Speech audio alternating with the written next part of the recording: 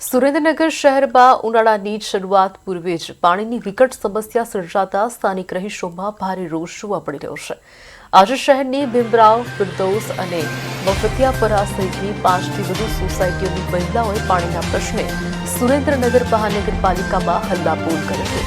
સમયસર અને પૂરતું પાણી ન મળતા રોષે ભરાયેલી મહિલાઓએ થાળી વેલણ વગાડી નગરપાલિકા કચરી મૂકી હતી। આ દરમિયાન ઉગ્ર બનેલી મહિલાઓએ ડેપ્યુટી કમિશનરનો ઘેરાવ કરી ઉગ્ર રજૂઆત કરી હતી। મહિલાઓએ ચીમકી ઉચ્ચારી છે કે જો આગામી દિવસોમાં પીવાનું પાણી સમયસર અને નિયમિત આપવામાં નહીં આવે તો મહાનગરપાલિકાને તાળાબંધી કરવામાં આવશે। હજુ ઉનાળાના પગરવ છે ત્યાં જ પાણીનું બુમરાણ મચતા તંત્રની કામગીરી સામે સવાલો ઉભા થયા છે। અમારી પાણીની સમસ્યા કાયમથી રહેશે, એટલે હવે અમને પાણી આપો અને સરખું આપો, બરોબર।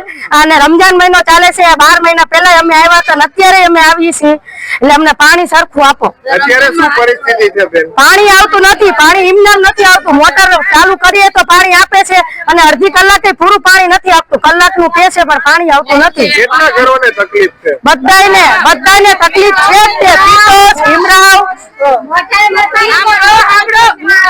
કયા વિસ્તારને તકલીફ છે? ભીમરાવ, ફિરદૌસ, મફતિયાપરા, વડનગર, એટલા બધે તકલીફ છે જ તે।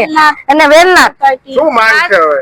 સુરેન્દ્રનગર મહાનગરપાલિકા વોર્ડ નંબર 1 ના વિસ્તારના અત્યારે રહેવાસીઓ સુરેન્દ્રનગર મહાનગરપાલિકા ખાતે પાણીના પ્રશ્ને રજૂઆત કરવા આવ્યા છે।